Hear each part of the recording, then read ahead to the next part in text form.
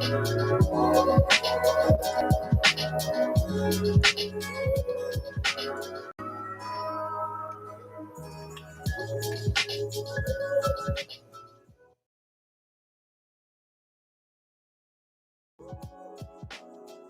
let's do this.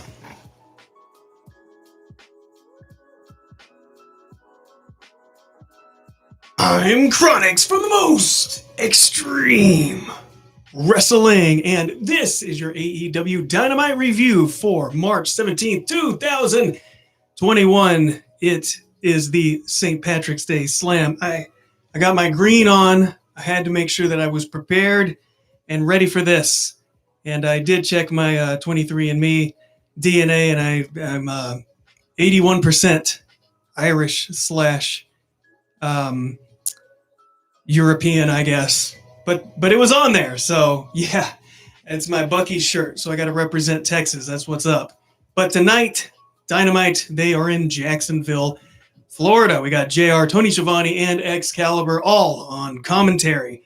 And we see the new group of MJF and his crew. They're coming out of a limo. Well, they're coming out of a jet and getting into a limo because they ride in style. This is the importance that they are at. This is the level that they are at. Straight out the gate. They don't even have a name yet, or not one that we know of, and they're already getting into that limo. So great news for them. But we're going to start off this night with a good match here. We got Penta Zero taking on Cody Rhodes. So you know this one is going to be good. Penta, speaking about flying, speaking about jet flying and all this, we have Penta flying out of the ring before Cody Rhodes even gets inside of the ring. He's still got his green shirt on, much like this one. And Penta, he's going after the legs. He's targeting Cody's still injured shoulder. And Penta, he's on a mission to prevent Cody from holding his future baby girl. So that's just rude. That's just, that's not very nice. I would not recommend that. You're messing with this man's future and his family. Got a barricade propped up on the outside, and Penta is driven into that barricade by a tope. So is Suicida from Cody. Cody, he is aggressively coming back. He's aggressively targeting Penta's legs because, look, if Penta can't walk, if he can't stand, yeah, that's going to be a problem. And you take out a man's leg, and that kind of takes away that ability, does it not? He wraps Penta's leg around the ring post, which is absolutely going to do no favors, especially when back inside of the ring we have Cody Rhodes locking on that figure four on Penta. But no, Penta continues to target Cody's arm. Cody, he steals a victory here with a roll-up. A little bit of a post-match beatdown as Penta continues to go after that shoulder. I'm talking about he is just devastating that shoulder. But Dustin and the Gun Club, Arn Anderson, the rest of the Nightmare family, they come out to save. Well, except for QT Marshall. He shows up just a little bit late to the party. And the Nightmare family looking at QT Marshall like, why are you rolling up so late? They're like, what the heck? I thought the QT Marshall was going to go ahead and just be done with the Nightmare family, but apparently not. There is definitely some dysfunction in the junction going on here. Now we got the Young Bucks. They are backstage being interviewed. These are the tag team champions, by the way. They're being interviewed by Alex Marvez, and Matt Jackson is the one doing the talking. Thank goodness. Don Callis, he interrupts. He's got a little no leg slapping shirt, which is a reference to WWE cracking down on the leg slapping, which is kind of hilarious. And yeah, just a little bit of a comedy spot, just a little taste, little tease, right? And yeah, he's not about this. So Callis says, look, Young Bucks, you kind of become just another tag team. You started All Elite Wrestling with all of the buildup and all the talk from all of these years. And people be like, oh, the Young Bucks, they're the best and all this, right? He wants to see the Young Bucks of old, the Young Bucks from New Japan. Where are they? And I'm like, right? Where are they? I don't know. They've been goofing around. I don't know why I'm so red.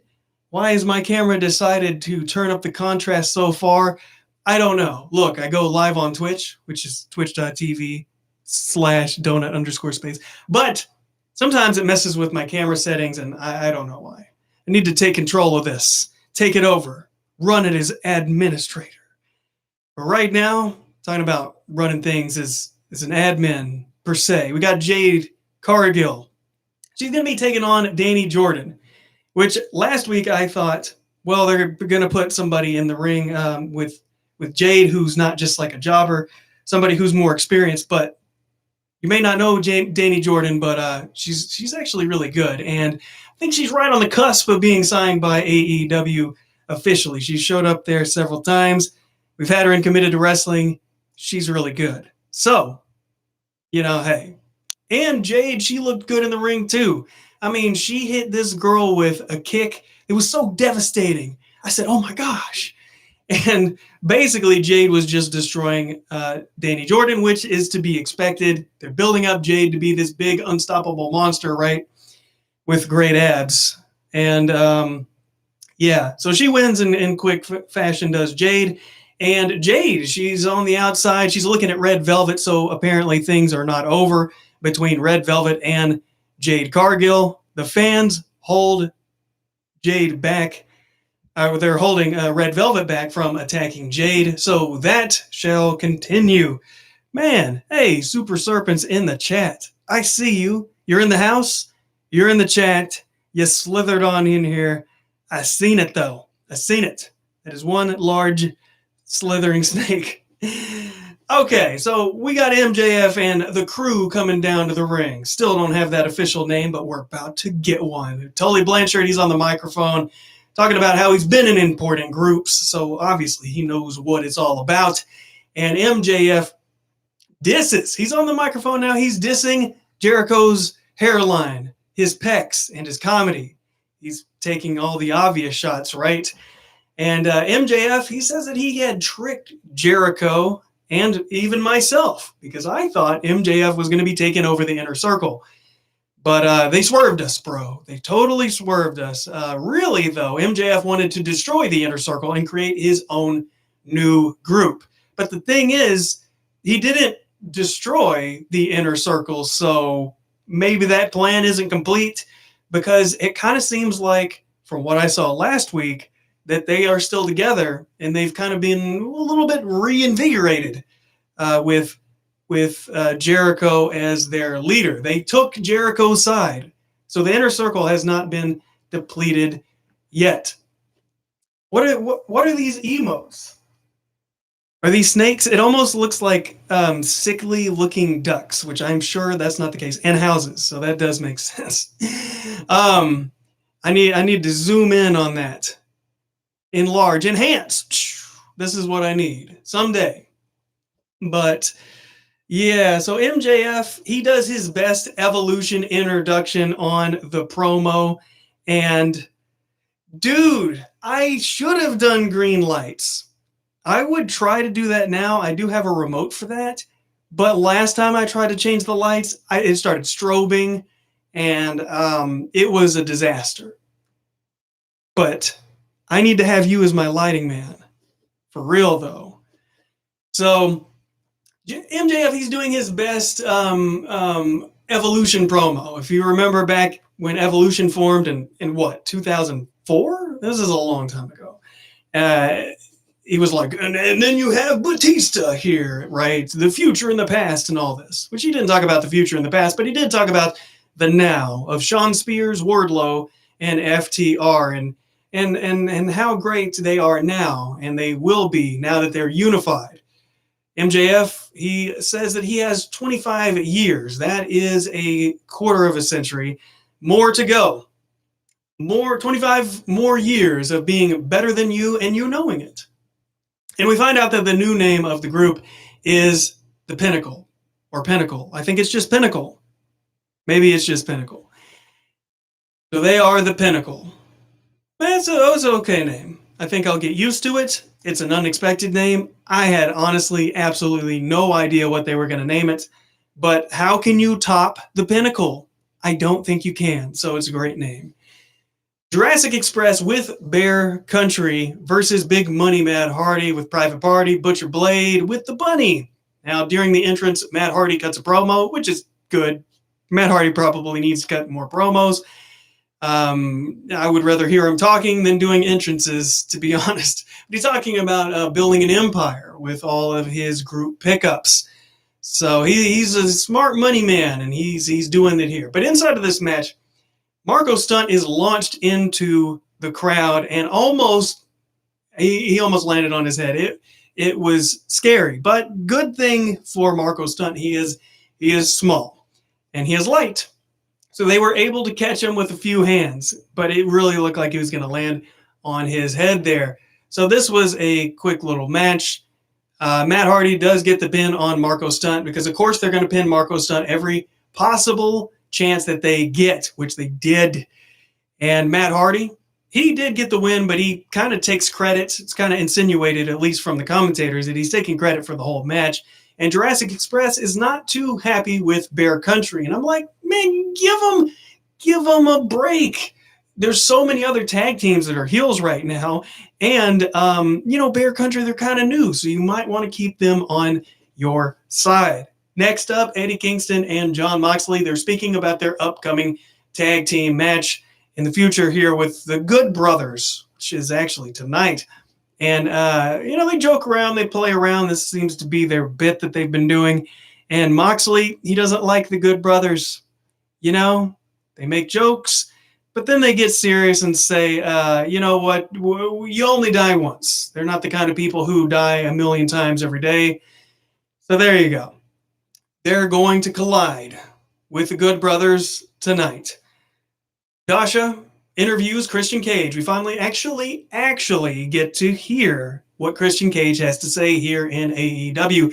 He's interviewed by Dasha backstage with the colored lights, kind of like this, but green on one side that was behind Christian, and what was the other color? I think it was blue or purple or something like that.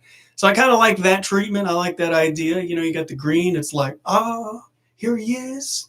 It looks nice. I like the highlighting. I think it looks, you can take a very basic background and make it look better. That's what they did there. But they did have their color and the contrast fixed, unlike me, who I'm looking like I am tan as ever. So, yeah. Now, he's being interviewed, and he lets us know that he outworks everybody. But does he? I guess we'll find out at some point. He makes wrestlers better. He's going to face Kenny, apparently, down the road at some point. So they're kind of letting us know that they're not going to do that immediately, which I didn't think that they was, but there was a lot of questions coming out of the show if that's what was going to happen, since they, kind of had a little incident there, right? A little close call, a little unprettier action might have happened. But he's here to outwork everybody. We shall see. Who is he going to outwork first? Well, we don't know. All we have is him showing up and then talking this week. So a slow build with him. Can he still go? I think that he can. But only time will tell. Time is telling me right now that Eddie Kingston and Moxley will take on the Good Brothers right now. And it'll happen even faster than you could imagine, because as Eddie comes through the tunnel, the Good Brothers attack him immediately. And yes, they are some bad brothers by doing that as they attack. But Moxley, he comes down to save. I mean, he was going to do his regular entrance on the side. I like that little touch. They didn't forget about that. So he comes running down the side to save this one, but it's not much of a save because he's still taped up. I don't know when he put all that tape in. Well, I guess when they were doing their interview, they were actually taping up the wrist.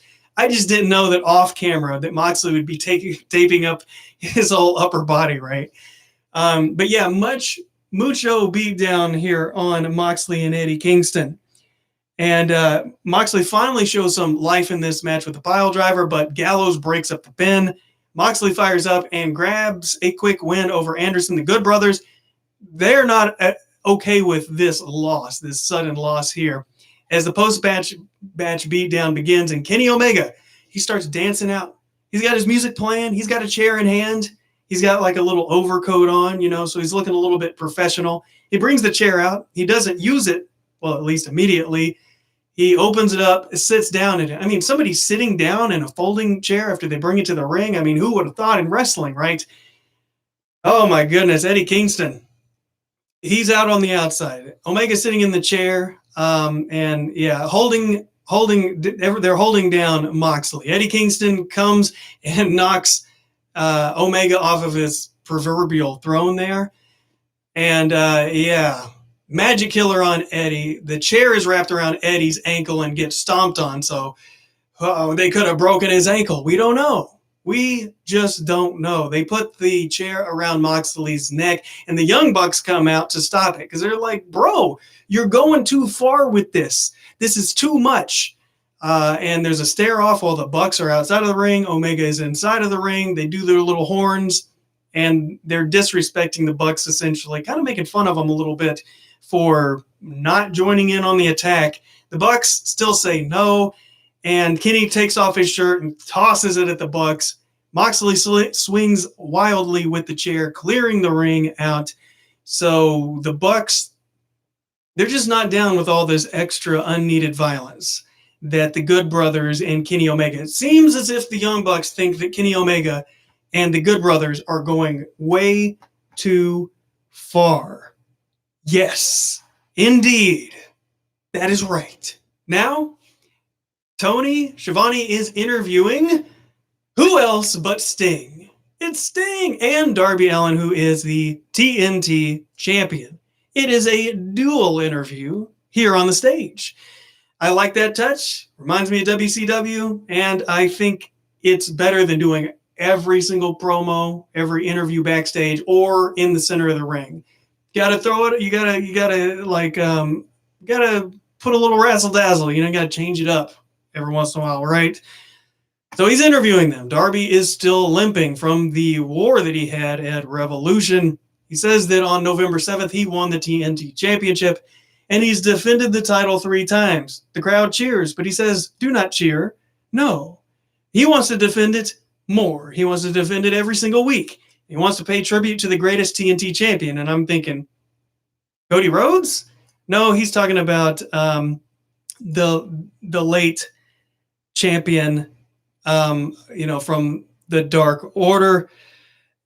So, yeah, I didn't catch that at first, and I felt bad. I was like, oh, wait, he's not talking about Cody at all. So the Dark Order, he says, hey, the Dark Order, if you want the championship, come get it. So he basically leaves it open to them in the Dark Order. But before you could blink, Lance Archer comes out with a hot microphone and scoffs at the idea of Darby having the championship. He says, you're like the most indie-rific person I've ever seen. And I said, oh, no, he didn't. No, he didn't just say that. And Jake gets on the microphone and says, you need to put your hot dog bun back on, Darby, because you're nothing but a weenie. And I was like, what kind of insult is that? Super Serpents, I don't think he had his bat on this segment, but they did mention, with your bat, without your bat, they did mention the bat. So it was brought up. So you do have that. Now, Team Taz comes out and Brian Cage says that Brian Cage respects Sting. And Cage, he says that Sting is still the icon, which we all agree, right? And Team Taz is upset. They're like, dude, Brian Cage, what are you doing? You're respecting him? Oh my gosh. And Cage walks off in a huff because he's like, the heck? I can't even respect Sting. This is ridiculous. So all these promos, all of this happened on the stage, and it made sense because there were people coming and going, coming in entrances on one side, leaving on the others. So totally made sense why you would do it like that, right? Get a recap of Scorpio Sky turning heel. He says he's no stepping stone, and he will hurt somebody if needed, which he did. And now he has that giant brass ring that he has absorbed, like Sonic the Hedgehog. Now we have Rey Fenix with Pac versus, Tall Boy Slim's over here. No entrance and Helico. I don't want to make fun of Angelico because I feel like if I was a wrestler, I would look exactly like Angelico. So I would just be shorter. I don't know how tall Angelico is, but he's a tall boy. Yeah, they trade kicks. Angelico tries. He tries as the best that he can, but Ray Phoenix, man, he's too powerful. He gets dropped on his head. Ray Phoenix wins this one. Backstage, Miro's working out. He's got the red lights this time. Perfect workout lights, right? I need to turn my lights red when I'm working out. I mean, it would look more impressive, I suppose. I would feel better. I'd be like, man, I'm one sweaty boy. But Alex Marvez is interviewing him. Miro speaks on being offered a lifetime butlership from Chuck E. T. I'm just like, butlership. Like, that is a hashtag. Now, Kip shows up. He is upset because, Penelope Ford, Kip Sabian's wife, she got knocked off the apron. And he's kind of insinuating that it was Miro's fault. I mean, Miro was the cause of her falling off, but, it was an accident, right? Right? I don't know. Maybe it was. I think it was. Miro says the worst thing to have at ringside is your wife ringside, right? Which was funny since, Miro used to have his wife ringside, but now he doesn't because, well, she is in WWE and he's in AEW. But they have effectively accepted the match between Orange Cassidy and Chuck Taylor. So there you go. Next week, we got Tay Conti versus Nyla Rose, which I'm excited about more because of Ty Conti. I'm a fan. The Varsity Blondes are in action. Fan of that. But now it's the Dark Order. They're backstage. They're all in green. See? I'm in green. They're in green. So it was weird seeing the Dark Order all in green. I mean, you can say that they're festive, I suppose. Well, who in the Dark Order is going to face the TNT champion of Darby Allin? Big question marks all around the ring, all around the room for who's going to be in the ring. And they pick John Silver because why not? I mean, honestly, at this point, John Silver is probably the most popular one in AEW. Now, sure, Colt Cabana's got his fans, whatever, but right now in the AEW fan base, John Silver, he's got to be the most popular one, right? So next week is going to be John Silver, or Johnny Hungy, as they like to call him, versus Darby Allin for the TNT Championship. So good luck, John Silver. But next, right now, we're going to get to that main event. But first, Pinnacle takes over the Inner Circle locker room. Inner Circle just wasn't there. I guess they were regrouping. I don't know what they were doing, but they just weren't there. They had the week off. But now, it's lights out, unsanctioned match. Literally, the lights go out, letting us know that this match is not official, and the lights come back on, and we have an official in the ring. They got timekeepers. They got commentators. So I always think it's weird when they say it's not sanctioned, but they literally do everything that you would normally do in a sanctioned match. Now, you might ask me, well, how would you do it then? Oh, I know. You just don't call it unsanctioned. Like, what even is the point? Like, why do you call it that? I guess intrigue? I don't know. Just letting you know that it's going to be wild and crazy. I guess that's the point. But I just find that to be an odd phrasing. I've just never been a fan of calling matches, calling it that. I just think it's bizarre. But it's Thunder Rosa versus Dr. Britt Baker, DMD, with Rebel. And it is Falls Count Anywhere in this non-sanctioned match. Rebel attacks Thunder with the crutch from behind. Air raid to Thunder on the stage. Ouch. I thought that was about as brutal as the match was going to get, but I was freaking wrong. This match went completely off the rails, completely insane. This is going to be one of those matches talked about for a while. And I'm going to talk about it right now. Britt attacks Thunder with a chair as Shida watches backstage. Thunder gets control of the chair and hits Britt Baker and her assistant, Rebel. Jade Cargill is even watching this from the crowd, so you know it's got to be good, right? And Britt and Rebel, they pull out a table. So, things are getting crazy. Thunder is bleeding through her face paint. Back from another break, from a commercial break, Britt suplexes Thunder Rosa on a stack of chairs for only 2. Oh, my goodness. Rebel pulls out a ladder, and I'm like, wait a second. Britt goes face first on it. Thunder, she drop kicks this ladder into Britt's face, and it bust Britt Baker's head open. She started bleeding a gusher. Oh, my goodness.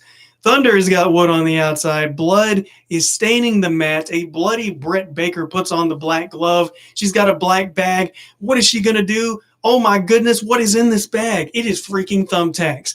Thumbtacks. AEW goes wild with these thumbtacks, I swear. Rebel tries to stop it, but Rebel, she gets stopped by a table on the outside and she gets thrown through that. Britt Baker gets power bombed on the tacks. Holy bejesus. And she kicks out of it. Now, I'm going to say she kicked out of it because of the tremendous pain that she was in by lying on it. But it's wild to me that they would go to this lengths, both women bleeding, landing on tacks, all these weapons, and superplexed onto stacks of chairs. You get dropped, power bombed hard onto thumbtacks, and you kick out of it. Jeez, it's just so much. Lockjaw on Thunder, on the tacks. On the apron, we got Thunder Rosa. She drops Britt on her head through a table. Holy crap. Thunder Rosa gets the pin on the outside. Oh my God, the blood, the agony. It was completely insane. And it was an awesome match. It's definitely one that's going to be remembered. I'm gonna watch it again. That's for absolute sure. That was a great hardcore match that they had. Britt Baker taking the thumbtacks on her body like that. Whew, that lady is crazy. All right, man. Well, I'll check you later. Super Serpents in the chat, wrapping this thing up right now. But this did remind me of the YWF Mayhem. That is a animated show that I am part of, that I have brought back. It's actually going to be re-debuting tomorrow on Thursday night at 6 p.m. Central. If you want to check that out. It reminded me of it because in 2013, we had a women's match. There was a ladder involved, and there was bleeding. And at that time in 2013, people was responding with, you can't have a women in the main event? I mean, what the heck? A hardcore match, women bleeding? This is insanity. But we were ahead of the curve, and we plan on being ahead of the curve again. Hey, we're back. You can check it out on Facebook at facebook.com/YouTube Wrestling Federation. The actual episodes on youtube.com/YouTube Wrestling Federation. And we do have a Patreon. Now, see, look, you can check out YWF Mayhem. You can check it out on Thursday. You can check it out when it debuts, when it goes live. Or you can actually check it out now on patreon.com/YouTube Wrestling Federation for only $1. But right now, I'm about to load up my twitch.tv. That's twitch.tv/donut_space. I'm going to be playing some more SmackDown 1, WWF SmackDown 1 on the PS1. The story mode continues, assuming that I can actually get that working. Sometimes my technology, it causes me problems, it causes me issues, but I'm going to be loading that up pretty soon. I'm going to make sure that I drop that inside of the description. I'm going to finish getting this uploaded, shared out, and then I will be on over there, and I will catch you guys next time.